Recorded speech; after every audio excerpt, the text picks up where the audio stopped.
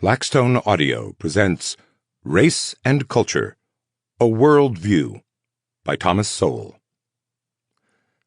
Men are not blank tablets on which the environment inscribes a culture which can readily be erased to make way for a new inscription. Oscar Handlin. Preface. This book challenges many dogmas of so-called social science, as well as many underlying assumptions about racial issues and cultural differences. This challenge is based on more than a decade of research for this book, which in turn represents the culmination of more than 20 years of research and writing on issues of race and ethnicity in general. Race and culture covers a wider range of subjects and issues than any of my previous writings in this area. It draws upon research, discussions, and observations in many countries, visited during journeys that took me completely around the world twice, and other journeys that took me twice around the Pacific Basin. These travels were not incidental.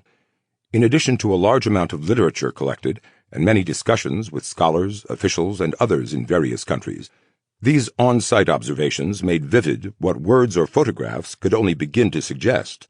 There is nothing like being inside the great mosque in Cordoba, seeing its grand design and the fine craftsmanship with which it was constructed 1,000 years ago, to appreciate the achievements of the civilization from which it came, and to see, a short walk away, a bridge built another 1,000 years before that by the Romans, still carrying heavy traffic today, is to see another great civilization's cultural impact when Spain was part of the Roman Empire.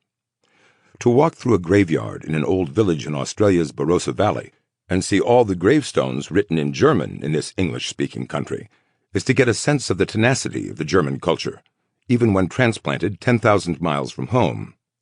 From the ancient walled city of Jerusalem to the ultra-modern city-state of Singapore, each place told its own story in its own way.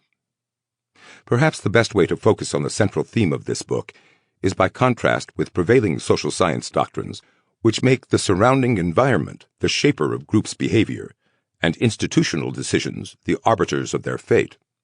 While we can all agree on the influence of environment in some very general sense, there is a vast difference between 1. Regarding groups as being shaped by immediate circumstances, including the people and institutions around them, and 2. Regarding groups as having their own internal cultural patterns, antedating the environment in which they currently find themselves, and transcending the beliefs, biases, and decisions of others. The vast migrations of peoples over the centuries have left many racial and cultural groups in settings radically different from the settings in which their own cultures evolved, facing challenges and opportunities undreamed of by their ancestors. Sample complete. Ready to continue?